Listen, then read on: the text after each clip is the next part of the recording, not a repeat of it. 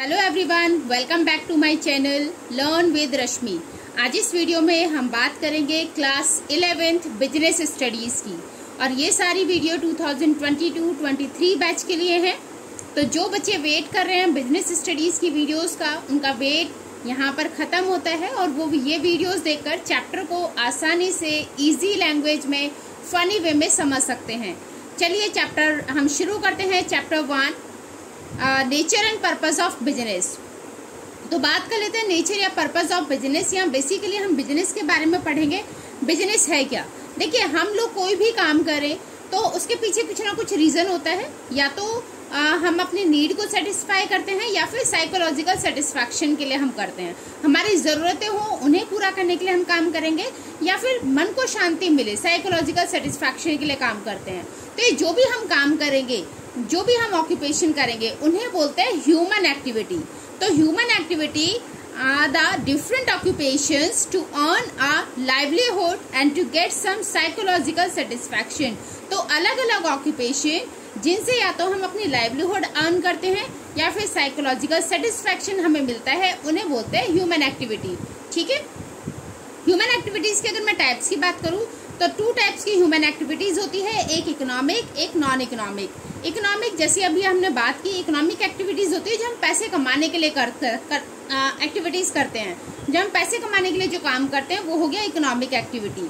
ठीक है। Non economic activity आपका होता है साइकोलॉजिकल सेटिस्फैक्शन, जो हम मन की शांति के लिए करते हैं, साइकोलॉजिकल सेटिस्फैक्शन के लिए करते हैं, वो एक्टिविटीज होती है हमारी non economic activity. For example, यहाँ पर मैं अभी टीचिंग कर रही हूँ, मैं स्कूल में टीचिंग करती हूँ, तो ये क्या है, मेरी अर्निंग के लिए मैं ये टीचिंग कर रही हूँ स्कूल में। तो ये क्या हुआ मेरे लिए, इकोनॉमिक एक्टिविटी। ठीक है। आप मंदिर गए, मंदिर में जाके स्लीपर्स को इधर उधर कर दिया, सबकी स्लीपर्स को, ठीक है, और बाहर बैठ गए बड़े आराम से, लोग आ रहे हैं, वो अपनी स्लीपर्स ढूंढ रहे हैं और आप बड़े खुश। आपने ये क्यों किया? साइकोलॉजिकल सेटिस्फैक्शन के लिए। ठीक है। तो ये था नॉन इकोनॉमिक एक्टिविटी। तो हम मंदिर जाते हैं, पूजा करते हैं, किसके लिए करते हैं? साइकोलॉजिकल सेटिस्फैक्शन, अपने मन की शांति के लिए। ठीक है। तो पैसे कमाने के लिए जो हम एक्टिविटी करेंगे, जो काम करेंगे, वो इकोनॉमिक एक्टिविटी। बाकी जो काम आप मन की शांति के लिए कर रहे हैं, चैटिंग कर रहे हैं, है ना, वो सब क्या है? Non economic activity. तो इकोनॉमिक एक्टिविटी और नॉन इकोनॉमिक एक्टिविटीज को आगे डिटेल में हम समझते हैं। इकोनॉमिक एक्टिविटीज जैसा मैंने अभी आपको बताया, कंसर्न विद ऐसी एक्टिविटीज जो काम करने के, पैसा कमाने के लिए हम करेंगे। तो ऐसी कौन सी एक्टिविटीज होती हैं? तो economic activities concern with production, exchange and distribution of goods and services. Economic activities में या तो प्रोडक्शन होगा किसी न किसी गुड्स एंड सर्विसेज का, या फिर एक्सचेंज होगा। ठीक है। एक्सचेंज और डिस्ट्रीब्यूशन होता है गुड्स या सर्विसेज का, मतलब कोई ना कोई सामान या सर्विस या तो बनाई जाएगी या फिर एक्सचेंज की जाएगी। तो वो सारी एक्टिविटीज जहाँ पर या तो कोई प्रोडक्ट बनाया जाएगा या फिर किसी सर्विस का या प्रोडक्ट का डिस्ट्रीब्यूशन होगा, उन सारी एक्टिविटीज को हम बोलते हैं इकोनॉमिक एक्टिविटी। ठीक है। जैसे मैंने भी एग्जांपल लिया ना कि मैं स्कूल में टीचिंग कर रही हूँ, तो ये क्या है, मैं अपनी सर्विस को एक्सचेंज कर रही हूँ, राइट। ठीक है। मैं अपनी सर्विस प्रोवाइड कर रही हूँ यहाँ पर, तो ये क्या था, इकोनॉमिक एक्टिविटी। अब मैं इकोनॉमिक एक्टिविटीज के टाइप्स की बात करूँ तो 3 टाइप्स की इकोनॉमिक एक्टिविटीज होती है, बिजनेस, प्रोफेशन, एम्प्लॉयमेंट। बिजनेस क्या है? बिजनेस का मतलब होता है बिजी रहना। ठीक है। बिजी रहना किसी भी काम में कंटिन्यूअस बेसिस पर, ये कंटिन्यूअस बेसिस पर होता है। तो रेगुलर बेसिस पर आप अगर किसी काम में बिजी हैं, क्यों बिजी हैं? प्रॉफिट अर्निंग के लिए, तो उस काम को हम बोलते हैं बिजनेस। ठीक है। किसी भी काम में बिजी रहना कंटिन्यूअस बेसिस के लिए, प्रॉफिट अर्न करने के पर्पज से, उस काम को हम बोलते हैं बिजनेस। अब ऐसा नहीं है मेरे हाथ में ये पेन है, मैंने अपने फ्रेंड को 5 रुपए एक्स्ट्रा में ये पेन बेच दिया तो ये बिजनेस हो गया ना। ऐसे बिजनेस नहीं होता। बिजनेस का मतलब है रेगुलरिटी, कंटिन्यूअस बेसिस पर होना चाहिए वो। ठीक है। ऐसा नहीं है आपकी गाड़ी पुरानी हो गई थी, आपने बेच दिया तो ये बिजनेस है, नहीं, वो बिजनेस नहीं है। बिजनेस कब होगा? जब आपका शोरूम है, आप रेगुलर बेसिस पर गाड़ियों को सेल करते हैं या परचेस करते हैं, तो आपके लिए वो बिजनेस होगा। तो बिजी रहना प्लस कंटिन्यूटी होनी चाहिए, और प्रॉफिट अर्निंग के लिए आप ये करेंगे, मोटिव प्रॉफिट अर्निंग होगा। ठीक है। तो उसे बोलते हैं हम बिजनेस। और अब हम बुक की लैंग्वेज में देख लेते हैं। तो business refers to those economic activities which are connected with production, purchase and sale or distribution of goods and services with the main objective of earning profit. तो वो सारी इकोनॉमिक एक्टिविटीज जो प्रोडक्शन, परचेज, सेल या distribution से related होगी, connected होंगी, ठीक है। ये किसका होगा? प्रोडक्शन, परचेज या सेल किसका होगा? गुड्स या सर्विसेज का। किस ऑब्जेक्टिव के साथ हम ये प्रोडक्शन, परचेज या सेल करेंगे? प्रॉफिट के ऑब्जेक्टिव के साथ। तो वो सारी इकोनॉमिक एक्टिविटीज जिसमें प्रोडक्शन होता है, परचेज या सेल होगा गुड्स और सर्विसेज का, और मेन मोटिव होता है प्रॉफिट अर्न करना, तो उन सारी एक्टिविटीज को हम क्या बोलते हैं? बिजनेस, ठीक है। बिजनेस समझ में आया? तो कोई भी काम करना रेगुलर बेसिस पर प्रॉफिट अर्न करने के लिए, वो हो गया हमारा बिजनेस। अगर मैं प्रोफेशन की बात करूं तो profession refers to activities which require special knowledge. Profession में हमें स्पेशल नॉलेज की जरूरत होती है and skills to be applied by an individual in his work to earn a living. Special knowledge और स्किल्स, ऐसी स्पेशल नॉलेज या skills जो किसी भी इंडिविजुअल की हेल्प करती हैं उसके लिविंग को अर्न करने के लिए, ठीक है, पैसा कमाने में, उसके जीवन यापन में। ऐसी एक्टिविटीज जिसमें स्पेशल नॉलेज की जरूरत होती है, स्किल्स की जरूरत होती है, और जिन स्किल्स या नॉलेज के थ्रू वो अपने अर्निंग कर सकता है, उसे बोला जाता है profession. For example teaching, doctor, ये सब क्या है? प्रोफेशन। लॉयर, ये सब किस में आते हैं? प्रोफेशन में, ठीक है। अब बात करते हैं employment. Employment refers to an activity in which an individual work regularly for another person and get remunerated in return. Employment एक ऐसी एक्टिविटी है जहां पर कोई भी इंडिविजुअल किसी दूसरे पर्सन के लिए काम करेगा और बदले में उसे रेम्यूनरेशन मिलेगा, सैलरी मिलेगी या वेजेस मिलेंगे, ठीक है। तो कोई भी एक्टिविटी जिसमें हम किसी दूसरे के लिए काम करते हैं और बदले में हमें या तो रेम्यूनरेशन मिलता है, मतलब रेम्यूनरेशन मिलता है रिटर्न में, या तो सैलरी या फिर वेजेस, तो उस एक्टिविटी को बोला जाता है एम्प्लॉयमेंट। समझ में आया? बिजनेस क्या था? बिजी इन रेगुलर वर्क और continuous work to earn profit. किसी भी काम में जिसमें प्रोडक्शन होता हो, सेल परचेज होती हो गुड्स एंड सर्विसेज की, कंटिन्यूस बेसिस पर प्रॉफिट अर्न करने के लिए, वो था बिजनेस। प्रोफेशन में स्पेशल स्किल्स या नॉलेज की जरूरत होती है जिसके बेसिस पे आप अर्न कर सकते हैं, वो था प्रोफेशन। एम्प्लॉयमेंट किसी दूसरे पर्सन के अंडर काम करना और बदले में रेम्यूनरेशन लेना, सैलरी लेना, उसे बोलते हैं एम्प्लॉयमेंट, राइट। अब बात कर लेते हैं इन तीनों के डिफरेंस की, business, profession, employment. I hope आपको तीनों की मीनिंग अच्छे से समझ में आई होगी। अब डिफरेंस के बारे में बात कर लेते हैं, तीनों में डिफरेंसेस क्या क्या हैं, ठीक है। पहले बात करते हैं कमेंसमेंट। बिजनेस आप कब शुरू कर सकते हो? भाई जब मेरी मर्जी, जब मैं शुरू करूं, ठीक है। तो बिजनेस कब शुरू कर सकते हैं? बिजनेस का डिसीजन ये डिपेंड करता है एंटरप्रेन्योर के डिसीजन के ऊपर, मतलब जब एंटरप्रेन्योर की मर्जी होगी तब वो बिजनेस शुरू कर लेगा, ठीक है। प्रोफेशन कब शुरू कर सकते हैं आप? प्रोफेशन तब शुरू होगा जब आपके पास पर्टिकुलर स्किल आ जाएगी, आप अपनी डिग्री, आप अपना कोर्स कंप्लीट कर लेंगे, उसके बाद ही आप प्रोफेशन में जा सकते हैं।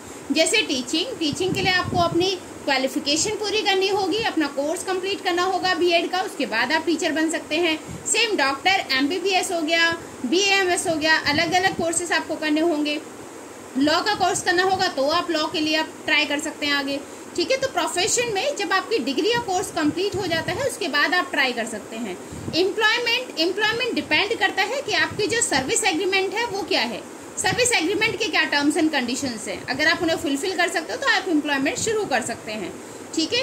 क्वालिफिकेशन की मैं बात करूं तो बिजनेस में किसी क्वालिफिकेशन की कोई जरूरत नहीं होगी। आपने गांव में देखा होगा जो बहुत सारे जो सीनियर सिटीजन्स होते हैं, बाबा हो गए, अम्मा हो गई, वो शॉप पे बैठी होती है, जबकि वो अनपढ़ होते हैं, फिर भी वो फटाफट कैलकुलेशंस करते हैं, बिजनेस अपना चला रहे होते हैं, है ना। तो बिजनेस में किसी क्वालिफिकेशन की कोई जरूरत नहीं होती।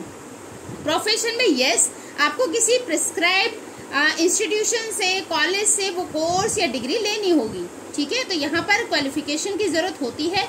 एम्प्लॉयमेंट की अगर बात करें तो एम्प्लॉयमेंट में डिपेंड करता है आपकी जॉब कैसी है। अगर उसमें क्वालिफिकेशन रिक्वायर्ड था तो जरूरत होगी, नहीं है तो नहीं है, ठीक है। इन्वेस्टमेंट की अगर हम बात करें कि कितना पैसा लगता है, तो बिजनेस शुरू करने के लिए आपका डिपेंड करता है आप किस टाइप का बिजनेस शुरू कर रहे हैं। लार्ज स्केल बिजनेस है तो ज्यादा पैसे की जरूरत होगी, छोटा बिजनेस है तो छोटे पैसे की जरूरत होगी, है ना।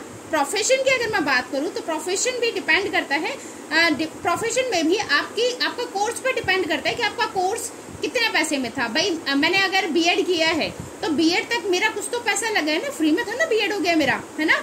आप एमबीबीएस कर रहे हैं या आपके फैमिली में कोई एमबीबीएस कर रहा है तो उसके लिए भी पर्टिकुलर पैसा लगा है ना। आप सीए का कोर्स कर रहे हैं तो उसके लिए भी आपको पैसा देना पड़ रहा है। तो इसमें भी लिमिटेड कैपिटल लगती है, जो आपके कोर्स या डिग्री के डिपेंड करता है आपके कोर्स या डिग्री पर, ठीक है। एम्प्लॉयमेंट की अगर हम बात करें तो यहाँ पे किसी कैपिटल की जरूरत नहीं होती। ये आपका सर्विस आप किसी दूसरे के लिए काम करें तो यहाँ पे बहुत ज्यादा पैसे की आपको जरूरत नहीं होगी। रिस्क की अगर हम बात करें तो बिजनेस में रिस्क जरूर होता है, ऐसा कोई बिजनेस नहीं है जहां पर रिस्क ना हो, ठीक है। तो एक इम्पॉर्टेंट एलिमेंट है, बिजनेस आप कर रहे हो तो रिस्क जरूर होगा। अब किसने सोचा था कोविड आ जाएगा और उनके बिजनेस बंद हो जाएंगे, है ना। तो बिजनेस में रिस्क हमेशा रहता है। प्रोफेशन की अगर हम बात करें तो हाँ, थोड़ा सा रिस्क प्रोफेशन में भी रहता है। एम्प्लॉयमेंट में कोई रिस्क नहीं होता क्योंकि आप किसी दूसरे के अंडर काम कर रहे हैं, आपको आपके काम के पैसे मिलते रहेंगे। जो बंदा जो एम्प्लॉयर है उसकी ग्रोथ हो रही है या फिर कम ग्रोथ हो रही है, वो उससे डिपेंड नहीं होता। आपको आपके पैसे, आपकी सैलरी, आपकी वेजेस मिलते रहेंगे, ठीक है। Transfer of interest, transfer of interest का मतलब होता है, क्या आप मतलब अपने प्लेस पर किसी और को असाइन कर सकते हैं, तो वो होता है ट्रांसफर ऑफ इंटरेस्ट। बिजनेस में देखिए, सपोज बाबा की तबीयत खराब है तो दादी जी जाके बैठ सकती है शॉप पर, ठीक है। आपके ताऊ जी बैठ सकते हैं, तो ये ट्रांसफर ऑफ इंटरेस्ट पॉसिबल है। मतलब आपके बाद आपके बिजनेस को कौन संभालेगा, तो ये ट्रांसफर ऑफ इंटरेस्ट पॉसिबल है। आपके पापा का बिजनेस है, उसे फ्यूचर में जाके आप संभाल सकते हैं। प्रोफेशन में ऐसा पॉसिबल नहीं है, ठीक है। मैं अगर टीचर हूँ तो जरूरी नहीं है मेरे बच्चे भी टीचिंग लाइन में जाएं, है ना। हाँ, या फिर अगर टीचिंग लाइन में गए भी तो मेरी जगह को रिप्लेस नहीं कर सकते। ऐसा नहीं है कि मैं आज छुट्टी कर लूँ कि ठीक है आज मेरा मन नहीं है स्कूल जाने का, मैं अपने बच्चों से बोलूँ बेटा आज तुम जाके ना तुम क्लास ले आओ, है ना। तो वहाँ ट्रांसफर ऑफ इंटरेस्ट पॉसिबल नहीं होता। एम्प्लॉयमेंट में भी ट्रांसफर ऑफ इंटरेस्ट पॉसिबल नहीं है, आप अपनी जगह किसी और को नहीं भेज सकते, ठीक है। मेन ऑब्जेक्टिव की अगर बात करें तो बिजनेस का मेन ऑब्जेक्टिव होता है प्रॉफिट कमाना, पैसा कमाना, प्रॉफिट अर्न करना, यही मेन ऑब्जेक्टिव होता है बिजनेस का। हम लोग बिजनेस इसीलिए करते हैं ताकि प्रॉफिट अर्न करें। प्रोफेशन का मेन मोटिव होता है सर्विस प्रोवाइड करना। अब मैं टीचर हूँ तो मैं कोई सामान था ना बेच रही हूँ कि प्रॉफिट अर्न करेंगे, है ना। हम क्या कर रहे हैं, अपनी सर्विस दे रहे हैं। डॉक्टर है, डॉक्टर कोई सामान था ना बेच रहा है, सर्विस प्रोवाइड कर रहा है। लॉयर है, लॉयर कोई सामान था ना बेच रहा है कि दाल चीनी चावल लेकर बैठा है कि दाल ले लो, चीनी ले लो, चावल ले लो, जब तक केस नहीं आता तब तक आप यही खरीद लो, है ना। तो वो भी क्या करते हैं, सर्विस प्रोवाइड करते हैं। एम्प्लॉयमेंट की अगर हम बात करें तो एम्प्लॉयमेंट में भी इनकम अर्न करने के लिए किया जाता है, ठीक है। मेन ऑब्जेक्टिव क्या होता है, इनकम अर्न करना, वहां भी पैसे कमाने के लिए काम किया जाता है एम्प्लॉयमेंट में। कोड ऑफ कंडक्ट, बिजनेस में अगर कोड ऑफ कंडक्ट की बात करें तो यहाँ पे कोई प्रिस्क्राइब्ड कोड ऑफ कंडक्ट नहीं है कि आपको भाई स्मार्टली बिहेव करके आपको बिजनेस खोलना है। ऐसा कुछ नहीं है कि आपको कुछ रूल्स एंड रेगुलेशंस को फॉलो करना होगा, वो आपके ऊपर डिपेंड करता है कि आप किस तरीके से अपने बिजनेस को चला रहे हैं। तो यहाँ कोई प्रेस्क्राइब्ड कोड ऑफ कंडक्ट नहीं है, कोई ऐसे नहीं है कि गवर्नमेंट ने कोई कोड ऑफ कंडक्ट दिए हुए है कि इसी कोड ऑफ कंडक्ट ये रूल्स फॉलो करके आप बिजनेस खोलेंगे, बिजनेस शुरू करेंगे, ठीक है। प्रोफेशन में हाँ कुछ कोड ऑफ कंडक्ट होते हैं, जैसे अपने अपने इंस्टीट्यूशंस के, कॉलेजेस के, कोर्सेज के अपने अपने कोड ऑफ कंडक्ट होते हैं। जैसे डॉक्टर है तो डॉक्टर को बोला जाएगा कि भैया आप अपनी तरफ से पूरी कोशिश करेंगे पेशेंट को बचाने की, पेशेंट को अच्छे से ट्रीट करने की, है ना। टीचर का कोड ऑफ कंडक्ट हो जाएगा कि भाई आप अपनी तरफ से बेस्ट देने की कोशिश करेंगे, आप अपनी तरफ से अच्छा समझाने की कोशिश करेंगे, राइट। एम्प्लॉयमेंट में डिपेंड करते हैं कॉन्ट्रैक्ट पर, सर्विस कॉन्ट्रैक्ट पर, सर्विस एग्रीमेंट पर, कि वहां पर क्या क्या टर्म्स एंड कंडीशंस थी, ठीक है। नेचर ऑफ वर्क की बात करें तो देखिए बिजनेस में क्या होता है, प्रोडक्शन होगा, कोई ना कोई सामान बनाया जाएगा या फिर एक्सचेंज किया जाएगा। तो या तो प्रोडक्शन होता है गुड्स एंड सर्विसेज का, या फिर सेल और एक्सचेंज होता है गुड्स एंड सर्विसेज का। प्रोफेशन की अगर हम बात करें तो यहाँ सर्विसेज दी जाती हैं। एम्प्लॉयमेंट की अगर बात करें तो डिपेंड करता है एम्प्लॉयर ने क्या काम आपको दिया है, वो काम आपको असाइन किया, जो काम भी आपको असाइन किया गया है एम्प्लॉयर के थ्रू वो काम आपको करना है। अगर हम रिवॉर्ड की बात करें, रिवॉर्ड बिजनेस का जो रिवार्ड होता है, जो इनाम होता है, वो क्या होता है, प्रॉफिट। आप पैसे कमा रहे हैं, प्रॉफिट अर्न कर रहे हैं, मतलब आपका बिजनेस अच्छा चल रहा है, ठीक है। प्रोफेशन का रिवार्ड होता है फीस। आपने कभी फीस पे की है अपने स्कूल की? अच्छा, जिसने फीस पे की है उसे तो पता होगा, स्कूल में फीस ही दी जाती है ना, सर्विस प्रोवाइड कर रहे हैं, वहाँ पे कोई सामान नहीं बेच रहे स्कूल में, तो आप क्या पे करते हैं, फीस। या फिर आपने फी लिस्ट में भी देखा होगा अलग अलग जो फैसिलिटी स्कूल प्रोवाइड करता है उसमें होता है ट्यूशन फी। पढ़ने के लिए आप क्या दे रहे हैं? ट्यूशन फी, है ना। कहीं प्रॉफिट लिखा है कि प्रॉफिट आप दे रहे हैं? नहीं लिखा ना। या सैलरी लिखा होता है कहीं? नहीं, वहां क्या लिखा होता है? Tuition fees. तो एक प्रोफेशन में फीस होती है, फीस होता है रिवॉर्ड, मतलब जो भी आप कमाते हैं, जो अर्न करते हैं, वो क्या होगा? फीस। एम्प्लॉयमेंट में जो आप अर्न करेंगे, जो भी आप कमाएंगे, उसे क्या बोला जाता है? सैलरी या वेजेस। ठीक है, सैलरी या फिर वेजेस, राइट। तो ये डिफरेंस क्लियर हुआ। नेक्स्ट हम बात कर लेते हैं नेचर ऑफ बिजनेस। बिजनेस का नेचर या फीचर्स हम बोल सकते हैं। तो बिजनेस क्या है? एक इकोनॉमिक एक्टिविटी है, पैसे कमाने के लिए किया जाता है, तो एक इकोनॉमिक एक्टिविटी हुई। Production of goods and services, या तो गुड्स एंड सर्विसेज का प्रोडक्शन होता है, यहाँ पर बनाया जाता है सामान को बिजनेस में, या सेल और exchange of goods and services, goods and services का एक्सचेंज होगा। ठीक है, dealing in goods and services on a regular basis, एक रेगुलर बेसिस पे डीलिंग होती है। ऐसा नहीं है कि केवल 2 दिन के लिए आपने सामान बनाया, बेचा और काम खत्म, तो वो बिजनेस नहीं होगा। रेगुलर बेसिस पे होना चाहिए, अनफोर्सीन पीरियड के लिए। ठीक है, बिजनेस जब भी हम करते हैं तो ये सोच के नहीं करते कि 1 महीने के लिए करना है, 2 महीने के लिए करना है। हमेशा हमारे मन में जो थॉट होता है बिजनेस को लेकर, जो एजम्पशंस होते हैं, वो होता है लंबे से लंबे टाइम के लिए, अनफोर्सीन पीरियड के लिए, है ना। जितना टाइम हमारा बिजनेस चल सकता है, हम बिजनेस कर रहे हैं, उसके बाद हमारी जनरेशन उसे संभाल सकती है, उसकी जनरेशन संभाल सकती है। तो ऐसे कोई फिक्स टाइम के लिए ये एज्यूम करके बिजनेस नहीं किया जाता। ठीक है, देन प्रॉफिट अर्निंग, हाँ मेन मोटिव होता है प्रॉफिट अर्न करना। तो बिजनेस किस लिए किया जाता है? प्रॉफिट अर्न करने के लिए। Uncertainty of risk, her business में रिस्क होता है, चाहे आप कैसा भी बिजनेस कर लें, उसमें रिस्क आपको जरूर मिलेगा। तो ये थे इसके नेचर्स ऑफ बिजनेस। ठीक है, अब बात कर लेते हैं ऑब्जेक्टिव्स की। तो ऑब्जेक्टिव्स क्या क्या है, क्यों बिजनेस किया जाता है? तो इसके 3 ऑब्जेक्टिव्स हैं। इकोनॉमिक ऑब्जेक्टिव, मतलब यहाँ हम पैसे की बात करते हैं, तो पैसा पैसा करती है। ठीक है, सोशल ऑब्जेक्टिव, यहाँ सोसाइटी की बात करेंगे। पर्सनल ऑब्जेक्टिव, यहाँ जो लोग बिजनेस में काम कर रहे हैं ना, उनके लिए बात करेंगे, उनके पर्सनल ऑब्जेक्टिव की बात करेंगे, जो भी ये बिजनेस कर रहे हैं। ठीक है, तो इकोनॉमिक ऑब्जेक्टिव शुरू करते हैं। इकोनॉमिक ऑब्जेक्टिव में सबसे पहला ऑब्जेक्टिव है सर्वाइवल। देखिए, हम बिजनेस क्यों करते हैं? ताकि हम मार्केट में बने रहें, है ना। मैंने जैसे अभी थोड़ी देर पहले बोला कि हम ये सोच के बिजनेस नहीं करेंगे कि मेरा बिजनेस आज चल रहा है और कल बंद हो जाए, है ना। हम ये सोच के बिजनेस शुरू करते हैं कि मेरा बिजनेस बहुत आगे तक चले। तो हम कोशिश करेंगे बिजनेस में स्टैंड करने की, खड़े रहने की अपने कॉम्पिटिटर्स के साथ। तो पहला ऑब्जेक्टिव होता है कि मैं जो भी बिजनेस करूं, वो बिजनेस मैं मार्केट में स्टैंड कर पाऊं, अपने कॉम्पिटिटर्स के साथ हम खड़े रह पाएं। ठीक है, देन प्रॉफिट, अगर मेरा बिजनेस अच्छा चलता है, हम कोशिश करेंगे कि मेरा बिजनेस आगे चले, अच्छा चले और प्रॉफिट अर्न करें। प्रॉफिट अर्न करना मोटिव है। ठीक है, अगर मैं 10 रुपए लगाकर बिजनेस शुरू कर रही हूँ और 10 रुपए ही कमा रही हूँ, तो मुझे तो कोई प्रॉफिट नहीं हो रहा। तो ऐसा बिजनेस चाहे मैं 20 साल कर लूँ, कोई फायदा है? इसका तो कोई फायदा नहीं है। तो बिजनेस हम क्यों करते हैं? प्रॉफिट अर्न करने के लिए, कि अगर मैंने 10 रुपए लगाकर बिजनेस शुरू किया है, तो इससे मैं 15 रुपए तक, 20 रुपए तक, आगे तक पहुंचाऊं, है ना। तो प्रॉफिट अर्न करना, तो सबसे पहले हमें मार्केट में टिके रहना है, सरवाइव करना है, फिर उसके बाद हम प्रॉफिट अर्न करते हैं। सेकंड ऑब्जेक्टिव हमारा क्या होता है कि अब प्रॉफिट अर्न किया जाए। देन उसके बाद हमारा ऑब्जेक्टिव होता है ग्रोथ करना, कि अब हम अपनी फर्म को ग्रो कराएं, अब अपने बिजनेस को बड़ा करें, ब्रांचेस खोल रहे हैं, हम लार्ज स्केल पर प्रोडक्शन कर रहे हैं, लार्ज स्केल पर अपना बिजनेस चला रहे हैं। ठीक है, तो इकोनॉमिक ऑब्जेक्टिव्स क्या क्या होते हैं? सबसे पहले सर्वाइव करना, टिके रहना, देन प्रॉफिट अर्न करना, फिर पैसे कमाना, देन प्रॉफिट से फिर उस प्रॉफिट को इन्वेस्ट करेंगे और ग्रोथ करेंगे। ठीक है, ग्रोथ करना, तो सर्वाइवल, प्रॉफिट, ग्रोथ, SPG, पैसे से PG खोलेंगे। ठीक है, तो पैसे से, S से सर्वाइवल, P से प्रॉफिट, G से ग्रोथ। ठीक है, समझ में आया?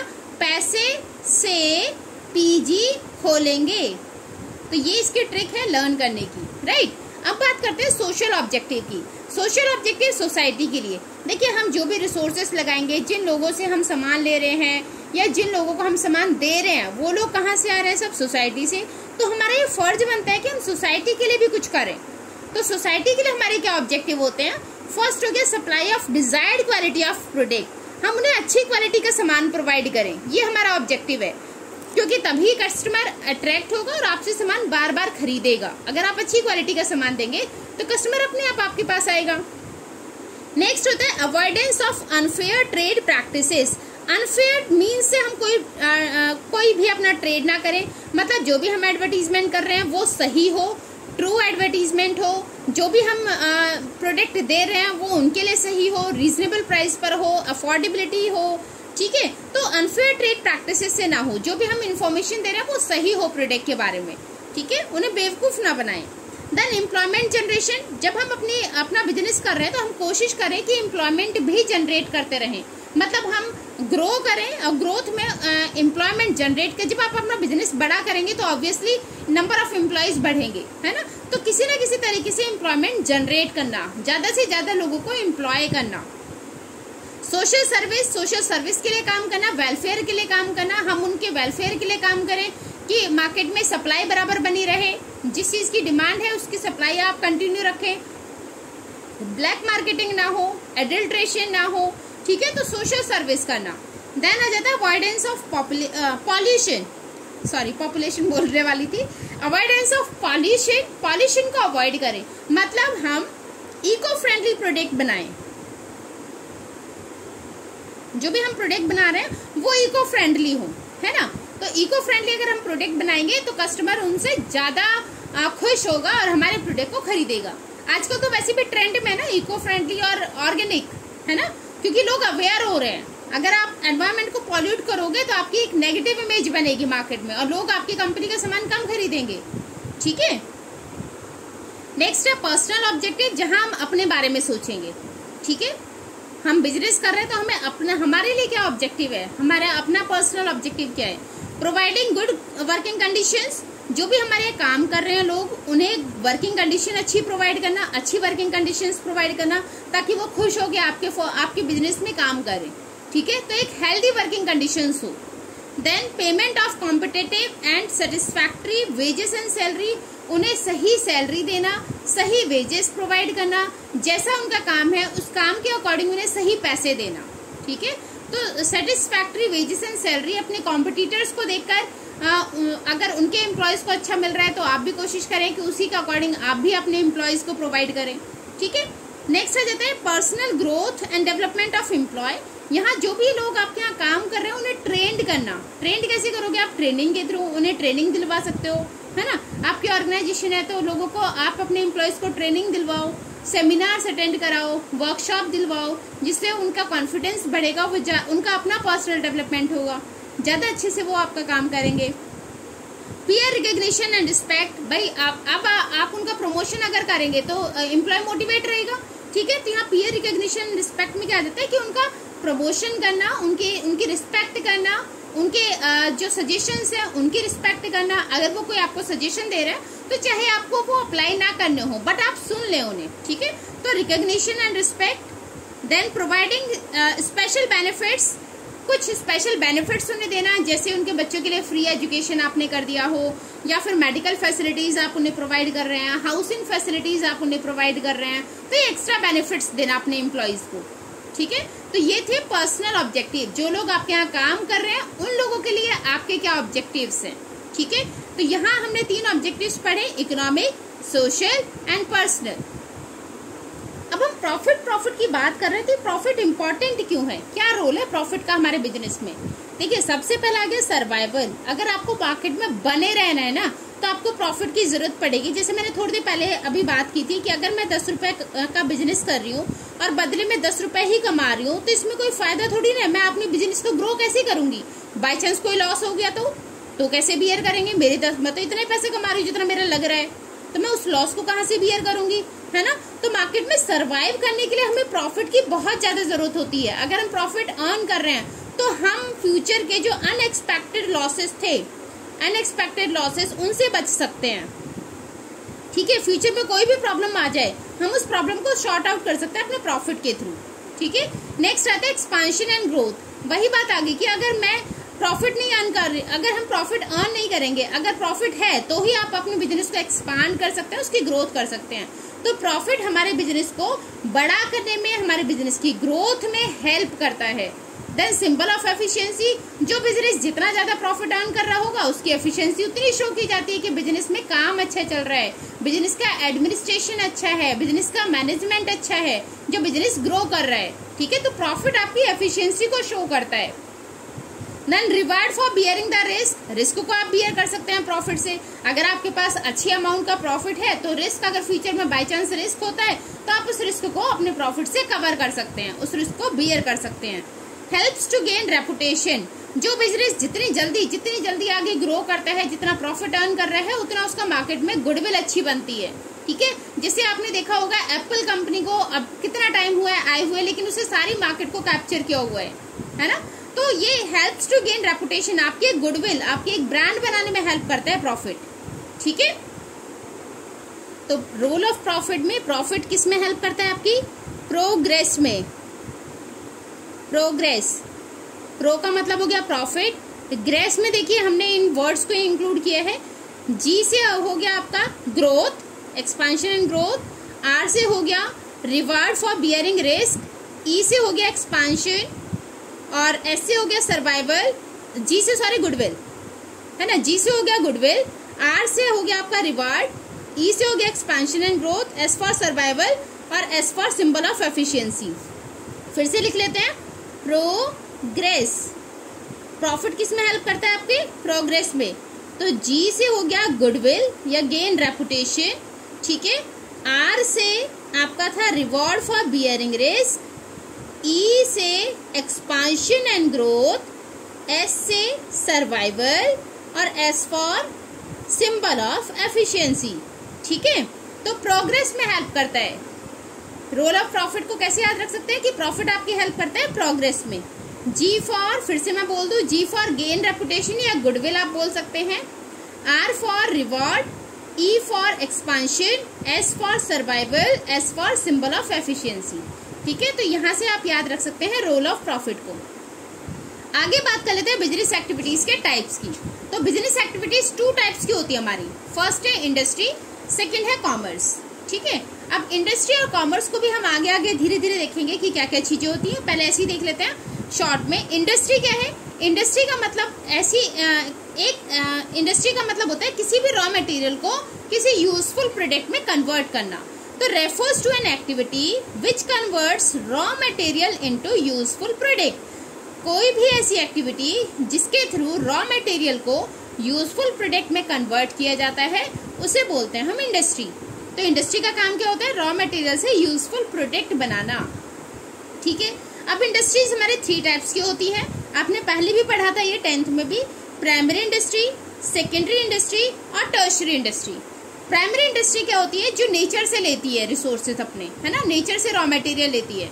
तो नेचर से या तो एक्सट्रैक्ट करके लेगी या नेचर की चीजों को यूज करके लेगी, रियरिंग करेगी, ठीक है, ब्रीडिंग करेगी एनिमल्स की। तो फर्स्ट हो गया एक्सट्रैक्टिव इंडस्ट्री। एक्सट्रैक्टिव इंडस्ट्री जो नेचर से एक्सट्रैक्ट करके चीजें निकाली जाती हैं, रिसोर्सेज को एक्सट्रैक्ट किया जाता है, मटेरियल्स को एक्सट्रैक्ट किया जाता है। फॉर एग्जाम्पल मिनरल्स फ्रॉम अर्थ, अर्थ से मिनरल्स निकाले जाते हैं, या फिश फ्रॉम रिवर्स, रिवर्स से फिश निकालना, या टिम्बर ले लिया फॉरेस्ट से। तो ये सब क्या था? Extractive industry. तो extractive industries means extraction of something from natural resource. Natural resources से एक्सट्रैक्ट करके जो आप ले रहे हैं, जो आप एक्टिविटीज कर रहे हैं एक्सट्रैक्ट करके, उन एक्टिविटीज को बोला जाता है एक्सट्रैक्टिव इंडस्ट्री, ठीक है। तो इसमें क्या क्या आ जाता है आपका? इसमें आ जाता है आपका मिनरल्स। मिनरल्स हमने एक्सट्रैक्ट किए हैं अर्थ से, ठीक है। और फिश ली है कहाँ से? रिवर से, ठीक है। या फिर हम बोल सकते हैं टिम्बर लिया है हमने कहाँ से? फॉरेस्ट से। तो ये सारी एक्टिविटीज आती हैं आपकी एक्सट्रैक्टिव इंडस्ट्री में। नेक्स्ट आ गया जेनेटिक इंडस्ट्री। जेनेटिक इंडस्ट्री में रियरिंग या फिर ब्रीडिंग आती है ना, जानवरों को पालना या फिर ब्रीड करना, रियरिंग एंड ब्रीडिंग। किसको? लिविंग ऑर्गेनिज्म, ठीक है। तो जेनेटिक इंडस्ट्री में आता है rearing and breeding of living organism. तो लिविंग ऑर्गेनिज्म में जैसे आपका आ गया हनी बीज को रियर करते हैं, है ना, या फिर कैटल हो गया, मिल्क के लिए हम कैटल को रियर करते हैं। डेयरी फार्म्स आ गए, पोल्ट्री फार्म्स आ गए, रियरिंग ऑफ प्लांट्स आ गया, नर्सरी में जो प्लांट्स को रियर किया जाता है, उगाया जाता है प्लांट्स को, ठीक है, तो वो आ गया आपके जेनेटिक इंडस्ट्री में। ठीक है, प्राइमरी इंडस्ट्री क्या था, जिसमें एक्सट्रैक्ट करके चीजें निकाली जाती हैं, जैसे मिनरल्स निकाले जाते हैं धरती से, अर्थ से, फिश को निकाला जाता है सी से, टिम्बर को लिया जाता है फॉरेस्ट से। जेनेटिक इंडस्ट्री में रियर किया जाता है या ब्रीड किया जाता है लिविंग ऑर्गेनिजम्स को। ठीक है, जैसे हमने बात की कि दूध के लिए हमें रियर करते हैं कैटल्स को, है ना, या फिर पोल्ट्री फार्म्स हो गए आपके, वहाँ पे रियर किया जाता है, डेयरी फार्म्स हो गए आपके। ठीक है, सेकेंड आ जाता है आपका सेकेंडरी इंडस्ट्री। सेकेंडरी इंडस्ट्री में हमारे फिर से दो तरीके की इंडस्ट्री आती हैं, एक होता है मैन्युफैक्चरिंग इंडस्ट्री, एक होती है कंस्ट्रक्शन इंडस्ट्री। तो पहले मैन्युफैक्चरिंग के बारे में बात कर लेते हैं। मैन्युफैक्चरिंग इंडस्ट्री वो इंडस्ट्री होती है जहां पर रॉ मटेरियल से कोई सामान बनाया जाएगा। ठीक है, इसमें दो तरीके के सामान बनाए जाते हैं, या तो कंज्यूमर गुड्स बनाई जाएंगी या फिर इंडस्ट्रियल गुड्स बनाई जाएंगी। कंज्यूमर गुड्स मतलब जो कंज्यूमर के लिए बनाई जाती है, जिसे कंज्यूमर कंज्यूम करेगा। तो कंज्यूमर गुड्स होगी the goods which can be directly consumed by consumer, जो कंज्यूमर के लिए बनाई जाएंगी, वो हो गया आपका कंज्यूमर गुड्स। इंडस्ट्रियल गुड्स जो किसी इंडस्ट्री के लिए बनाई जाएंगी। ठीक है, जो किसी दूसरी इंडस्ट्री के लिए बनाई जाती है, जैसे ट्रैक्टर बना दिया तो ट्रैक्टर एग्रीकल्चर में काम आएगा, है ना। मशीनें बना दी जो दूसरी इंडस्ट्रीज में काम आएंगी। ठीक है, इक्विपमेंट्स बना दिए, टूल्स बना दिए जो दूसरी इंडस्ट्रीज में काम आती हैं। तो मैन्युफैक्चरिंग इंडस्ट्री में दो तरीके का सामान बनता है, या तो कंज्यूमर गुड्स या फिर इंडस्ट्रियल गुड्स।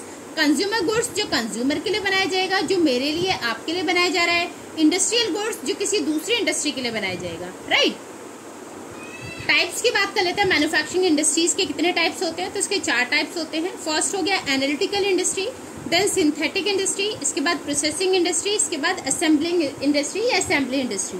ठीक है, एनालिटिकल इंडस्ट्री में क्या किया जाता है, रॉ मटेरियल को ब्रेक किया जाता है और एक नया प्रोडक्ट बनाया जाता है, एक फिनिश्ड प्रोडक्ट रेडी किया जाता है, जैसे क्रूड ऑयल, है ना। आपके खेतों में, आपके अगर पार्क में अगर पेट्रोल निकल आए तो क्या ऐसी गाड़ी में डाल के शुरू कर दोगे चलाना? नहीं ना, उसका प्रोसेस होगा, प्रोसेस के थ्रू वो बनेगा ना। ठीक है, तो एनालिटिकल इंडस्ट्री का मतलब होता है जहां रॉ मटेरियल्स को ब्रेक किया जाता है अलग अलग पार्ट्स में, ताकि एक फिनिश्ड प्रोडक्ट निकाल सकें। सिंथेटिक इंडस्ट्री में जहां 2 या 2 से ज्यादा रॉ मटेरियल्स को, 3, 4, 5, 2 या 2 से ज्यादा रॉ मटेरियल्स को मिक्स करके एक फाइनल प्रोडक्ट बनाया जाता है, जैसे फॉर एग्जाम्पल सोप, साबुन। ठीक है, तो यहाँ पर 2 या 2 से ज्यादा रॉ मटेरियल्स को मिक्स करके एक फाइनल प्रोडक्ट बनाया जाएगा। For example soap, paint, cement, cosmetics, ये सारी चीजें आ गई। नेक्स्ट बात कर लेते हैं प्रोसेसिंग। प्रोसेसिंग में रॉ मटेरियल को एक प्रोसेस के थ्रू बनाया जाता है, जैसे फॉर एग्जाम्पल शुगर, है ना, गन्ने से बनती है ना, तो गन्ने का प्रोसेस किया जाता है, उसको साफ किया जाएगा, उसका जूस वूस निकाला जाएगा, फिर सुखा के तब शुगर बनाई जाएगी, है ना। तो प्रोसेसिंग जहां पर एक प्रोसेस के थ्रू एक प्रोडक्ट को बनाया जाता है। असेंबलिंग जहां पर फिनिश्ड प्रोडक्ट को असेंबल करके, फिनिश्ड प्रोडक्ट है ये ऑलरेडी, ठीक है, इन्हें असेंबल करके एक नया प्रोडक्ट बनाएंगे। फॉर एग्जाम्पल कार्स, आपकी जो गाड़ियां बनती हैं ये ऐसी बनती है ना, टायर अलग से भी मिलते हैं, ऐसी बात नहीं है टायर का अपना कोई यूज नहीं है। ठीक, प्रोसेसिंग में क्या होगा, प्रोसेसिंग में फाइनल प्रोडक्ट का यूज होगा, इसके जो बीच में जो प्रोसेस आते जा रहे हैं उनका अपना कोई इंडिविजुअल यूज नहीं है, इसका अपना इंडिविजुअल यूज होता है। ठीक है, क्लियर। तो ये हो गया हमारा असेंबली इंडस्ट्री। फिर से देख लेते हैं टाइप ऑफ मैन्युफैक्चरिंग इंडस्ट्री में। एनालिटिकल इंडस्ट्री जहां पर रॉ मटेरियल को ब्रेक किया जाता है अलग अलग पार्ट्स में, ताकि फिनिश्ड प्रोडक्ट बनाया जा सके। फॉर एग्जाम्पल क्रूड ऑयल, है ना। सिंथेटिक इंडस्ट्री जहां पर 2 या 2 से ज्यादा रॉ मटेरियल्स को मिक्स करके एक फाइनल प्रोडक्ट बनाया जाता है। फॉर एग्जाम्पल सोप, साबुन, पेंट, आपका कॉस्मेटिक। प्रोसेसिंग इंडस्ट्री जहां पर एक प्रोसेस के थ्रू प्रोडक्ट को बनाया जाता है। फॉर एग्जाम्पल शुगर केन, गन्ने से चीनी बनाना। असेंबली इंडस्ट्री जहां पर फिनिश्ड प्रोडक्ट को असेंबल करके एक फाइनल प्रोडक्ट रेडी किया जाता है। फॉर एग्जाम्पल कार, आपका टेलीविजन हो गया, है ना, घड़ी, वॉचेस, ये सब हो गए। तो ये सब क्या किस में आते हैं, असेंबली इंडस्ट्री में। ठीक है, आगे बात कर लेते हैं कंस्ट्रक्शन इंडस्ट्री। कंस्ट्रक्शन इंडस्ट्री में भी कंस्ट्रक्शन किया जाता है, इसमें भी कुछ ना कुछ बनाया ही जाएगा। जैसे मैन्युफैक्चरिंग में प्रोडक्ट बनाया जा रहा था, कंस्ट्रक्शन में बनाया जाता है। इसमें क्या बनाया जाता है? Buildings, construction of building, dam, road etcetera, तो इनका कंस्ट्रक्शन किया जाता है कंस्ट्रक्शन इंडस्ट्री में। थोड़ा सा डिफरेंस देख लेते हैं। कंस्ट्रक्शन इंडस्ट्री में देखिए प्रोडक्ट को ट्रांसफर नहीं कर सकते आप। ऐसा नहीं अपने घर जाके बोले कि चलो मैं घर से बिल्डिंग बना के ला रहा हूँ, है ना। यहाँ तो हम प्रोडक्ट कंपनी को कहीं और भी शिफ्ट कर सकते थे, इंडस्ट्री को कहीं और शिफ्ट किया जा सकता है, लेकिन यहाँ पर कंस्ट्रक्शन इंडस्ट्रीज को हम शिफ्ट नहीं कर सकते, ट्रांसफर नहीं कर सकते। ठीक है, तो कंस्ट्रक्शन इंडस्ट्री ना तो शिफ्ट हो सकती है ना ही ट्रांसफर हो सकती है, जबकि मैन्युफैक्चरिंग इंडस्ट्री को आप कर सकते हैं ट्रांसफर, राइट। तो कंस्ट्रक्शन इंडस्ट्री में कंस्ट्रक्शन किया जाता है बिल्डिंग का, डैम का, रोड्स का, हॉस्पिटल, स्कूल्स, ये सब आ गया आपके कंस्ट्रक्शन इंडस्ट्री में। अब बात करते हैं टर्शरी इंडस्ट्री या सर्विस इंडस्ट्री। इसको सर्विस इंडस्ट्री बोलते हैं क्योंकि ये सर्विस प्रोवाइड करती है। यहाँ कोई सामान बनाया नहीं जाएगा, जैसे हमने प्राइमरी इंडस्ट्री में देखा वहाँ रियरिंग या ब्रीडिंग की जाती थी या फिर एक्सट्रैक्ट करके सामान निकाला जा रहा है।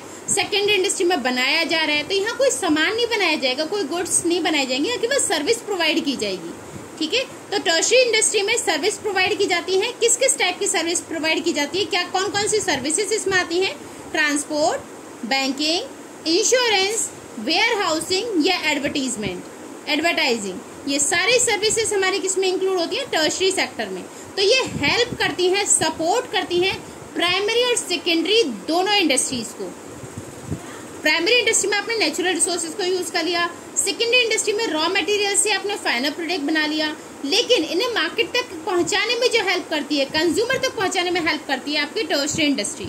ठीक है, अगर ये इंडस्ट्री ना हो तो इन दोनों इंडस्ट्रीज का, जो हमने प्राइमरी और सेकेंडरी इंडस्ट्री पढ़ी, उन दोनों इंडस्ट्रीज का कोई यूज नहीं होगा। ठीक है, तो टर्शरी इंडस्ट्री एक बैकबोन की तरह काम करती है और ये इन दोनों इंडस्ट्रीज को सपोर्ट करती है। किसके थ्रू सपोर्ट करेगी? ट्रांसपोर्ट के थ्रू, बैंकिंग के through, insurance, warehousing, advertising, right. अब बात कर लेते हैं हम कॉमर्स की। कॉमर्स क्या है? ठीक, ये हमने अभी देखिए, आप कंफ्यूज मत हो जाना, हम बात कर रहे थे बिजनेस एक्टिविटीज में। तो बिजनेस एक्टिविटीज में हमने दो टाइप्स के एक्टिविटीज देखी थी ना, इंडस्ट्री और कॉमर्स। तो इंडस्ट्री हमारा खत्म हो गया, अब बात करते हैं कॉमर्स की, राइट। ओके, तो कॉमर्स की बात कर लेते हैं। कॉमर्स क्या है? कॉमर्स में वो सारी एक्टिविटीज आती हैं जो डायरेक्टली या इनडायरेक्टली किसी भी गुड्स या सर्विसेज के डिस्ट्रीब्यूशन में हेल्प करती हैं। ठीक है, तो एक्टिविटीज विच हेल्प डायरेक्टली और indirectly in the distribution of goods to the ultimate consumer. ठीक है, फॉर एग्जाम्पल आप चाय पी रहे हैं, आपके हाथ में चाय पी रहे हैं, चाय के यहीं पे होगी कि बाहर गार्डन में से पत्तियां तोड़ के ले आए और बना ली चाय, है ना। अच्छा, जो लोग दार्जिलिंग साइड में रह रहे होंगे वो तो बोल रहे होंगे हाँ मैम कर सकते हैं, लेकिन अब जैसे मैं हूँ, मैं नोएडा में बैठी हुई हूँ, तो मैं तो नहीं कर सकती। तो यहाँ तक जो सामान जहाँ बन रहा है वो ऐसा नहीं है वहीं के कंज्यूमर्स यूज कर रहे हैं, वो ऑल ओवर वर्ल्ड, या हम अपनी कंट्री की बात करें तो ऑल ओवर इंडिया यूज किया जा रहा है ना। तो वो यहाँ तक मेरे पास तक कैसे आया? कॉमर्स के थ्रू। कॉमर्स में क्या था? ट्रांसपोर्टेशन, तो इनके थ्रू मेरे पास आया, है ना। तो कॉमर्स हेल्प करता है वो सारी एक्टिविटीज जो डायरेक्टली या इनडायरेक्टली गुड्स के डिस्ट्रीब्यूशन में, कंज्यूमर तक गुड्स पहुंचाने का काम करती हैं, वो सारी एक्टिविटीज आती हैं आपके कॉमर्स में। ठीक है, तो वो सारी एक्टिविटीज जो या तो डायरेक्टली या फिर इनडायरेक्टली गुड्स को अल्टीमेट कंज्यूमर तक पहुंचाने में हेल्प करती हैं, वो सभी आती है आपके कॉमर्स में। फंक्शंस की अगर मैं बात करूं तो कॉमर्स का काम क्या है, क्या काम करता है कॉमर्स या एक्टिविटीज, ये इनका रोल क्या है? तो देखिए, फर्स्ट हो गया helps in removing the hindrances of person. ये ना हिंड्रेंसेस का मतलब होता है प्रॉब्लम्स को शॉर्ट आउट करने का काम करता है। हिंड्रेंसेस ऑफ पर्सन, अब पर्सन को की जो प्रॉब्लम होगी, लोगों की जो दिक्कतें हैं उनको कैसे शॉर्ट आउट करेगा? ट्रेड के थ्रू। भाई मुझे कोई सामान चाहिए तो हम सेल या परचेज तो करेंगे, तो ट्रेड के थ्रू ये हिंड्रेंसेस ऑफ पर्सन इसको रिमूव करता है, इस प्रॉब्लम को रिमूव करता है। आपको जो सामान चाहिए आप वो ले सकते हैं ट्रेड के थ्रू, खरीद कर या बेच कर, राइट। नेक्स्ट है help in removing the hindrances of place. Place का हिंड्रेंसेस दूर करता है, प्लेस की प्रॉब्लम को दूर करता है, किसके थ्रू? ट्रांसपोर्ट के थ्रू। ट्रांसपोर्ट के थ्रू हम सामान, मेरे पास चाय आ रही है, मैं चाय पी रही हूँ, राइट। तो ये जो हिंड्रेंस मतलब प्रॉब्लम, तो जो प्रॉब्लम है, प्लेस की जो प्रॉब्लम है उसको सॉल्व करता है। कैसे सॉल्व करेगा? ट्रांसपोर्ट के थ्रू। अभी हमने पढ़ा कि ट्रांसपोर्ट किस में आता है? आपकी टर्शरी इंडस्ट्री में, कॉमर्स में जो हेल्प करता है वो सारी एक्टिविटीज आती है इसमें, ठीक है। Helps in removing the hindrance of time, time के प्रॉब्लम को शॉर्ट आउट करने में हेल्प करता है। अब टाइम की प्रॉब्लम को कैसे शॉर्ट आउट करेगा? देखिए ऐसा थोड़ी ना है कि आज मैंने सामान बनाया, वो आज ही कस्टमर तक पहुंच गया। टाइम लगता है ना उसे पहुंचाने में, कस्टमर तक पहुंचाने में, या डिमांड होने तक हमें वेट करना पड़ेगा मार्केट में कि हमारे प्रोडक्ट की डिमांड आएगी तो हम प्रोडक्ट को आगे पहुंचाए मार्केट में, है ना। तो ये जो टाइम की जो प्रॉब्लम है, इस प्रॉब्लम को कैसे शॉर्ट आउट करेगी कॉमर्स? इस प्रॉब्लम को शॉर्ट आउट करता है वो वेयर हाउस के थ्रू, कि जब तक आपके प्रोडक्ट की डिमांड नहीं बनती, या जब तक आपका प्रोडक्ट कस्टमर तक जाने में जितना टाइम लगेगा, या आप जब तक का टाइम आप कस्टमर तक पहुंचाने में लेते हैं, वो सारे टाइम की प्रॉब्लम को शॉर्ट आउट करता है वेयर हाउस। तो वो सामान वेयर हाउस में संभाल के रखा जाता है, सेफ करके, प्रोटेक्ट करके रखा जाता है, ताकि उसमें कीड़े ना लगे, मॉइस्चर ना आ जाए, खराब ना हो जाए। उसे बचाने के लिए हम किसकी हेल्प लेते हैं? वेयर हाउसिंग की, ठीक है। Then helps in removing the hindrance of exchange, exchange की हेल्प को रिमूव करता है। एक्सचेंज में हम बात कर सकते हैं इसमें फाइनेंस, एक्सचेंज या फाइनेंस, ठीक है। फाइनेंस का मतलब है पैसा, एक्सचेंज का मतलब यहाँ पैसा ही था, ठीक है। तो ये इस प्रॉब्लम को कैसे शॉर्ट आउट करेगा? बैंकिंग के थ्रू। भैया अगर मेरे पास पैसा नहीं है तो क्या मैं बिजनेस शुरू नहीं कर सकती? कर सकते हैं हम बिजनेस शुरू, लोन लेकर, है ना। क्रेडिट फैसिलिटीज के थ्रू हम अपना बिजनेस शुरू कर सकते हैं, ऑफर कर सकते हैं क्रेडिट फैसिलिटीज, या ले भी सकते हैं, बोरो भी कर सकते हैं। तो इस फाइनेंस की प्रॉब्लम को शॉर्ट आउट किया जाता है बैंकिंग के थ्रू। नेक्स्ट आ गया helps in removing the hindrance of risk, risk को कैसे रिस्क की प्रॉब्लम को कैसे खत्म करेंगे? इंश्योरेंस के थ्रू। हम इंश्योरेंस करा सकते हैं अपने सामान का, है ना। अगर हमें लग रहा है कि हमारा सामान खराब हो सकता है या रिस्क है मेरे बिजनेस में, तो मैं इंश्योरेंस करा सकती हूँ और इस रिस्क से हम बच सकते हैं। आजकल तो हमारा खुद का भी इंश्योरेंस होता है ना, लाइफ इंश्योरेंस पॉलिसी है। तो रिस्क से हम कैसे बच सकते हैं? इंश्योरेंस के through. Then helps in removing the hindrance of knowledge, अब नॉलेज की प्रॉब्लम को कैसे शॉर्ट आउट करेगा ये? एडवर्टीजमेंट के थ्रू। तो एडवर्टाइजमेंट के थ्रू नॉलेज की प्रॉब्लम को शॉर्ट आउट करते हैं। हमें किसी भी नए प्रोडक्ट के बारे में कैसे पता चलता है? एडवर्टीजमेंट के थ्रू, ठीक है। तो ये सारी हमने क्या पढ़ा था अभी कि कॉमर्स में क्या है, वो सारी एक्टिविटीज जो डायरेक्टली या फिर इनडायरेक्टली हेल्प करेंगी डिस्ट्रीब्यूशन ऑफ गुड्स में, ठीक है। तो अगर हमें पर्सन की प्रॉब्लम को हटाना है तो वो कैसे हटा सकते हैं? हम ट्रेड के थ्रू। अगर हमें प्लेस की प्रॉब्लम को रिमूव करना है तो वो प्रॉब्लम कैसे रिमूव होगी? ट्रांसपोर्ट के थ्रू। अगर मुझे टाइम की प्रॉब्लम को रिमूव करना है तो कैसे शॉर्ट आउट करेंगे? हम वेयर हाउस के थ्रू, ठीक है। फाइनेंस की प्रॉब्लम है तो बैंकिंग के थ्रू हम सॉल्व कर सकते हैं। रिस्क है तो इंश्योरेंस के थ्रू हम कवर कर सकते हैं। नॉलेज की प्रॉब्लम है तो एडवर्टीजमेंट के थ्रू हम शॉर्ट आउट कर सकते हैं। तो इन प्रॉब्लम्स को सॉल्व करने में कॉमर्स हेल्प करता है, ठीक है।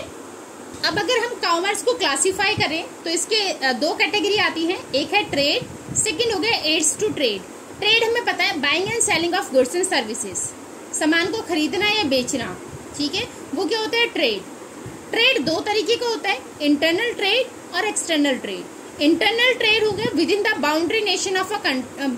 बाउंड्री ऑफ अ नेशन, एक कंट्री के अंदर जो आप ट्रेड कर रहे हैं, एक देश के अंदर जो ट्रेड हो रहा है, जो सामान को खरीदा जा रहा है या बेचा जा रहा है, उसे बोलते हैं इंटरनल ट्रेड। और जब यही काम देश के बाहर होता है, हम किसी दूसरे देश के साथ सामान खरीद रहे हैं या फिर बेच रहे हैं या सर्विस दे रहे हैं या फिर उनकी सर्विस ले रहे हैं, तो उसे बोलते हैं एक्सटर्नल ट्रेड। तो इंटरनल ट्रेड एक देश की जियोग्राफिकल बाउंड्री के अंदर होता है, एक ही देश के अंदर होगा, buying and selling of goods and services. और एक्सटर्नल ट्रेड एक देश के बाहर होता है, हम किसी दूसरे देशों के साथ हम ट्रेड कर रहे हैं, तो वो हो गया एक्सटर्नल ट्रेड, ठीक है। इंटरनल ट्रेड टू टाइप्स का होता है, होलसेल ट्रेड और रिटेल ट्रेड। होलसेल ट्रेड में बल्क में सामान को खरीदा या बेचा जाता है, ठीक है, इकट्ठा सामान। आपने देखा होगा ना सदर मार्केट दिल्ली की, है ना, और भी मार्केट्स हैं, मुझे ज्यादा मार्केट्स के बारे में नहीं पता, बट आप लोगों को पता होगा, आप तो यंग जनरेशन हो, शॉपिंग वगैरह बहुत करते होंगे, तो आपको ज्यादा आइडिया होगा। सरोजनी मार्केट है एक दिल्ली की, 2-3 मार्केट पता है मुझे। तो होलसेल ट्रेड जहां बल्क में सामान को खरीदा या बेचा जाता है, वो हो गया होलसेल ट्रेड। रिटेल ट्रेड जहां पर आप कम क्वांटिटी में सामान को सेल करते हैं या परचेस करते हैं स्मॉल क्वांटिटी में, तो यहाँ पर स्मॉल क्वांटिटी में सामान को सेल या परचेस किया जाता है।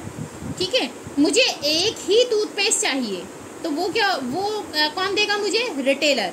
और मुझे अगर बल्क में चाहिए बहुत सारा सामान, मैं पूरा रजिस्टर का बंडल उठा के ले आई कि भाई मुझे रजिस्टर्स की जरूरत पड़ेगी, बच्चों के स्कूल के लिए चाहिए, तो वो क्या था? Wholesale trade. जब हम बल्क में ट्रेड करते हैं तो वो होता है होलसेल ट्रेड। जब स्मॉल क्वांटिटीज में सेल या परचेस किया जाता है तो उसे बोलते हैं रिटेल ट्रेड। ये सारी चीजें आपके नेक्स्ट चैप्टर में है, मतलब आगे आने वाले चैप्टर्स में है, तो आप ज्यादा टेंशन मत लेना, वहां हम फिर से पढ़ेंगे ना पूरे डिटेल में अच्छे से। नेक्स्ट हमारा एक्सटर्नल ट्रेड, जो हम दूसरे देशों के साथ व्यापार कर रहे हैं, है ना। इसमें आ जाता है एक्सपोर्ट। एक्सपोर्ट का मतलब होता है सेल। जब हम दूसरी कंट्रियों को अपने गुड्स या सर्विसेज सेल करते हैं ना तो उसे बोलते हैं एक्सपोर्ट। इम्पोर्ट मतलब परचेज करना। जब हम दूसरी कंट्रियों से, दूसरे देशों से सामान या सर्विस खरीदेंगे तो उसे बोलते हैं इम्पोर्ट। ठीक है। एंट्री पोर्ट, पहले आप सामान खरीदोगे किसी दूसरे देश से, ठीक है, फिर प्रॉफिट के साथ हम इसे किसी दूसरी कंट्री में बेच देंगे तो उसे बोलते हैं एंट्री पोर्ट। खरीद कर बेचना, ठीक है, जैसे रिटेलर्स करते हैं। रिटेलर्स क्या करेंगे? होलसेलर से खरीदेंगे और कंज्यूमर को बेचेंगे, है ना। ऐसे ही एक कंट्री से सामान खरीदना और दूसरी कंट्री को बेचना उसे बोलते हैं एंट्री पोर्ट। क्लियर हुआ? एक्सपोर्ट, जब हम दूसरे देशों को सामान बेचते हैं, सेल करते हैं गुड्स एंड सर्विसेज का, तो वो एक्सपोर्ट। इम्पोर्ट, जब दूसरे देशों से गुड्स एंड सर्विसेज खरीदी जाती हैं तो वो इम्पोर्ट हो गया। एंट्री पोर्ट, जब हम किसी दूसरी कंट्री से गुड्स या सर्विसेज को खरीदेंगे, परचेज करेंगे और कहीं और किसी दूसरी कंट्री में उन्हें बेच देंगे तो उसे बोलते हैं एंट्री पोर्ट। ठीक है, आई होप आपको ये सारी चीजें क्लियर हुई होंगी, बड़े अच्छे से समझ में आई होंगी। नेक्स्ट बात कर लेते हैं एड्स और ऑक्सिलरी टू ट्रेड। ठीक है, एड्स या फिर ऑक्सिलरी टू ट्रेड। ऑक्सिलरी का मतलब होता है सपोर्टिव मटेरियल, तो सपोर्टिव ट्रेड को जो सपोर्ट करेंगे, ठीक है, उनकी हम यहाँ बात करेंगे। तो एड्स या फिर ऑक्सिलरी टू ट्रेड मतलब ट्रेड में जो सपोर्ट करती हैं एक्टिविटीज, वो तो activities which help a smooth flow of goods and services in the market. तो वो सारी एक्टिविटीज जो हेल्प करती हैं स्मूथ फ्लो का गुड्स एंड सर्विसेज में, गुड्स एंड सर्विसेज का स्मूथ फ्लो हो मार्केट में, उसमें जितनी भी एक्टिविटीज हेल्प करती हैं उन्हें हम बोलते हैं ऑक्सिलरी टू ट्रेड। ठीक है, इसे और क्या बोला जाता है? इसे सर्विस सेक्टर भी बोला जाता है, राइट। अब कुछ कॉमन ऑक्सिलरी टू ट्रेड की बात कर लेते हैं। ऐसी कौन कौन सी एक्टिविटीज हैं जो ट्रेड में हेल्प करती हैं? ट्रांसपोर्टेशन एंड कम्युनिकेशन, ऑब्वियस बात है कि आपको सामान एक दूसरे से दूसरी जगह भेजना होगा तो ट्रांसपोर्ट की जरूरत पड़ेगी, कम्युनिकेशन की जरूरत पड़ेगी। बैंकिंग एंड फाइनेंस, हम सामान को एक जगह से दूसरी जगह भेज रहे हैं तो रिस्क का भी टेंशन है, पैसे भी चाहिए, तो ये एक्टिविटीज भी आपकी किस में आती है? ऑक्सिलरी टू ट्रेड में हेल्प करेगी। इंश्योरेंस, रिस्क को कवर करने के लिए। वेयर हाउसिंग, मुझे सामान दूसरी जगह भेजना है या मुझे सामान अभी होल्ड करके रखना है, अभी सेल नहीं करना मार्केट में, तो उसको होल्ड करने के लिए मुझे वेयर हाउस की जरूरत पड़ेगी। मुझे अपना न्यू प्रोडक्ट में लॉन्च करने वाली हूँ तो मुझे कस्टमर तक इन्फॉर्मेशन देनी है, वो उसमें हेल्प करेगा एडवर्टीजमेंट। ठीक है, तो ये कुछ कॉमन एक्टिविटीज हैं जो ट्रेड में हेल्प करती हैं। ठीक है, जैसे हमने कॉमर्स में भी पढ़ा था, कॉमर्स इन्हीं प्रॉब्लम्स को इन्हीं के थ्रू प्रॉब्लम्स को शॉर्ट आउट करता है, खत्म करता है। ठीक है, तो ये कुछ कॉमन ऑक्सिलरीज हैं ट्रेड की जो हेल्प करती हैं ट्रेड में, राइट। तो इनके बारे में हम पहले भी पढ़ चुके हैं। आगे बात कर लेते हैं, लास्ट टॉपिक है इस चैप्टर का, बिजनेस रिस्क। बिजनेस रिस्क क्या है? बिजनेस रिस्क, जो बिजनेस में रिस्क हो सकता है। अब ये रिस्क क्या है? Business risk refers to probability of losses due to unforeseen circumstances and events. Probability of losses मतलब कभी प्रॉफिट हो सकता है बिजनेस में, कभी लॉस भी हो सकता है, कभी ज्यादा लॉस हो जाए, कभी कम लॉस हो जाए, कभी ज्यादा प्रॉफिट हो, कभी कम प्रॉफिट हो। तो जो प्रोबेबिलिटी है ना लॉसेस की, अभी लॉसेस की प्रोबेबिलिटी किस वजह से आएगी, क्यों होगी ये प्रोबेबिलिटी? Due to unforeseen circumstances and events. कुछ अनफोर्सीन सर्कमस्टांसेस आ गए, कुछ ऐसी चीजें जो हमारे कंट्रोल में नहीं थी, कुछ ऐसे इवेंट्स जो हमारे कंट्रोल में नहीं थे, हमारे ह्यूमन कंट्रोल के बियॉन्ड थे, तो उनकी वजह से जो भी लॉसेस आने के चांसेस होते हैं किसी भी बिजनेस में, उसे बोलते हैं बिजनेस रिस्क। ठीक है, तो ये हो गया आपका business risk, probability of losses due to unforeseen circumstances and events, ठीक है। प्रोबेबिलिटी ऑफ या फिर प्रोबेबिलिटी ऑफ लॉसेस आप बोलते हैं इसको, या फिर इसको हम इनएडिक्वेट प्रॉफिट भी बोल सकते हैं, ठीक है। इनएडिक्वेट प्रॉफिट ये भी हम बोल सकते हैं इसको, ठीक है। तो इसमें कोई भी सर्कमस्टांसेस आ सकते हैं। फॉर एग्जांपल मैंने सामान बनाया लेकिन कस्टमर को पसंद नहीं आया, ठीक है। और या फिर स्ट्राइक हो गई, एम्प्लॉयज ने स्ट्राइक कर दी, काम नहीं कर रहे, मेरा प्रोडक्शन रुक गया, राइट। या फिर बाढ़ आ गई, इवेंट्स ऐसे हो गए कि जो मेरे कंट्रोल में नहीं थे, बाढ़ आ गई, आग लग गई, अर्थक्वेक आ गया। तो ये सारी चीजें जिसकी वजह से मेरे बिजनेस में रिस्क हुआ, राइट, उसे बोलते हैं हम, जिसकी वजह से मेरा प्रॉफिट कम हुआ, इसे बोला जाता है बिजनेस रिस्क। अच्छा, आप लोगों से रिक्वेस्ट है वीडियो को पूरा देखा करें, क्योंकि कभी कभी मैं ट्रिक्स लास्ट में डालती हूँ तो वो ट्रिक्स आपकी मिस हो जाएंगी। तो आपसे रिक्वेस्ट है वीडियो को कंप्लीट जरूर देखें आप, ठीक है, बीच में स्किप ना करें, क्योंकि एक तो आपको टॉपिक नहीं समझ में आएगा, फिर अगर आप स्किप करेंगे तो बेटा अगर हम मेहनत कर रहे हैं तो आप भी एक सीक्वेंस में, एक फ्लो में उसे देखते हुए चलें, ठीक है।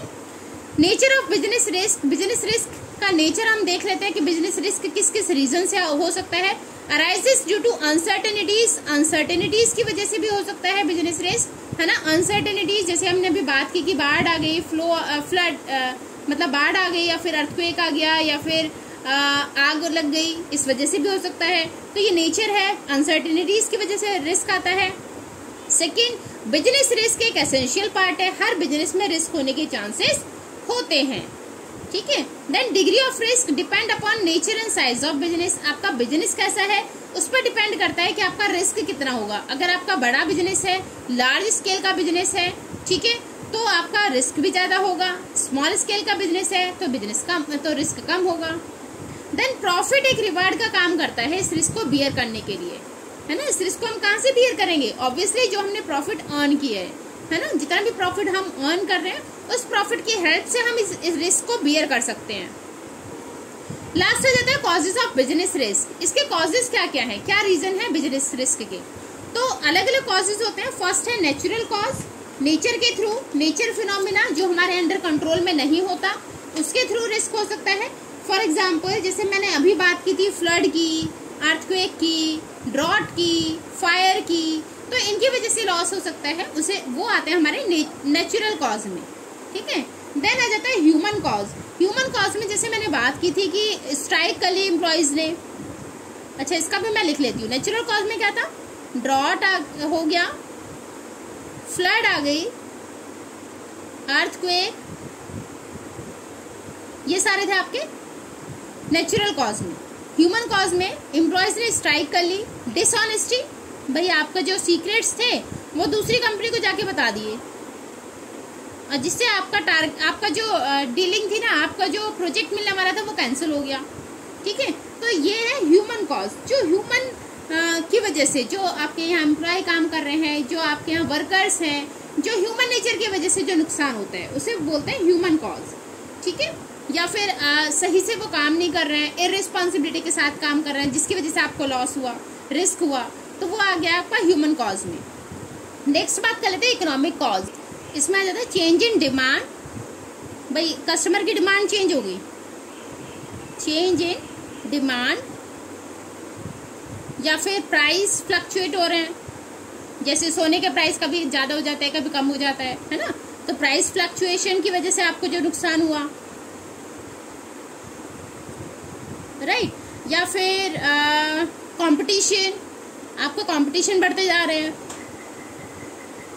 उसकी वजह से आपको जो रिस्क है, तो ये सारे रिस्क आते हैं हमारे इकोनॉमिक कॉज में। अब बात कर लेते हैं लास्ट फिजिकल कॉज में। फिजिकल कॉज में जो रिस्क होता है ना, वो डैमेज ऑफ एसेट्स की वजह से होता है। एसेट्स में जो डैमेज हो गया, एसेट्स क्या आते हैं, हमारी प्रॉपर्टी, मेरी मशीन है, लैंड, बिल्डिंग, इनमें अगर कोई प्रॉब्लम आई है तो उसकी वजह से अगर कोई रिस्क होता है तो उसे बोलते हैं फिजिकल कॉज, ठीक है। फॉर एग्जाम्पल इसमें भी ले लेते हैं, नई टेक्नोलॉजी आ गई, न्यू टेक्नोलॉजी आ गई मार्केट में, तो आपकी जो मशीनें थी वो तो पुरानी टेक्नोलॉजी की है ना, तो आपकी मशीनें तो पुरानी टेक्नोलॉजी की थी, तो वो क्या हो गई, अब आउटडेटेड हो गई, पुरानी हो गई, आप अपने कॉम्पिटिटर को कॉम्पिटिट नहीं कर पा रहे हैं, राइट।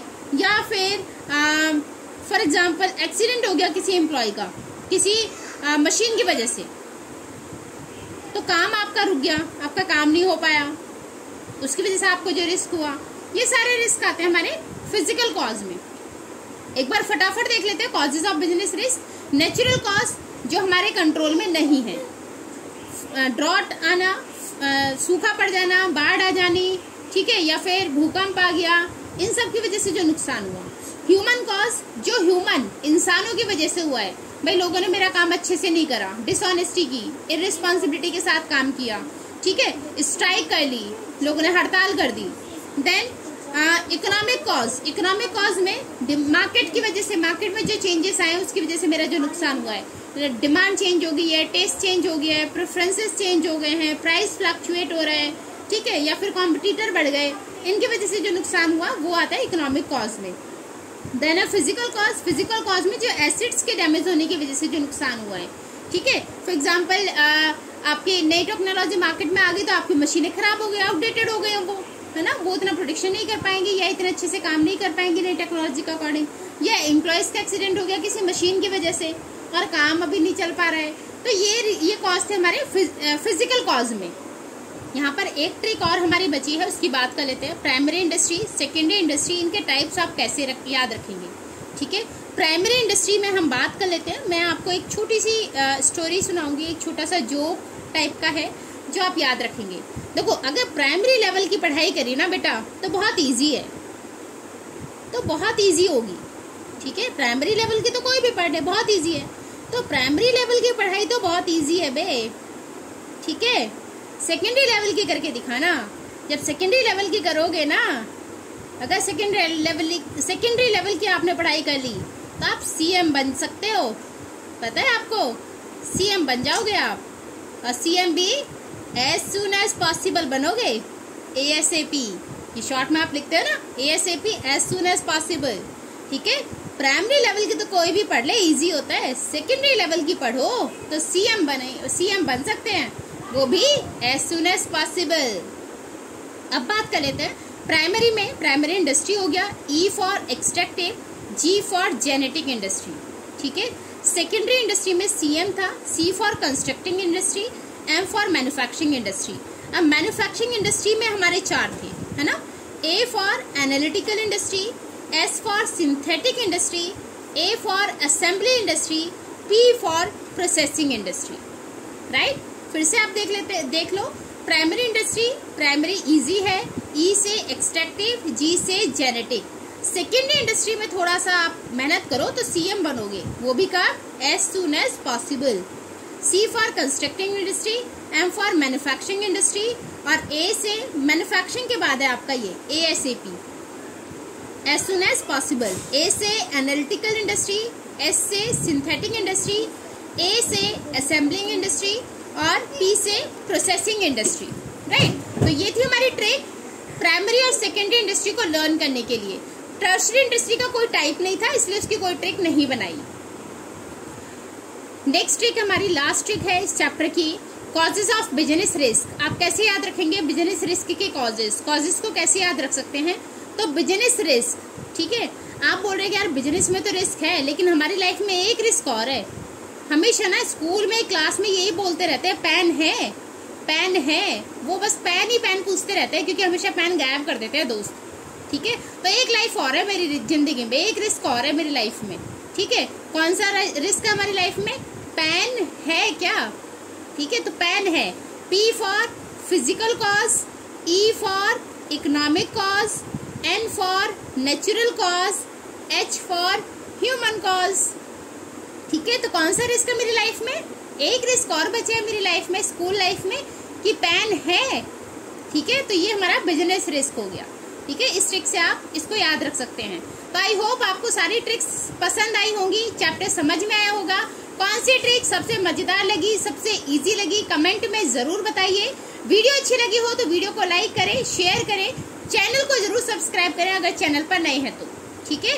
और दोस्तों के साथ शेयर करना मत भूल जाना, अपने क्लासमेट्स के साथ, अपने फ्रेंड्स के साथ, अपने ट्यूशन के बच्चों के साथ। मुझे उम्मीद है कि इस वीडियो में आपको सारी चीज़ें अच्छे से समझ में आई होंगी, और ये मैं अपनी तरफ से गारंटी दे सकती हूँ कि इससे इजी ट्रिक्स या इजी वे में किसी ने भी पूरे यूट्यूब पर आपको चैप्टर नहीं समझाया होगा। तो आई होप आप मेरे एफर्ट्स को कंसीडर करेंगे और कमेंट में मुझे ज़रूर बताएंगे कि आपको चैप्टर अच्छा लगा या चैप्टर समझ में आया। मिलेंगे नेक्स्ट वीडियो में नेक्स्ट टॉपिक के साथ। Till then bye.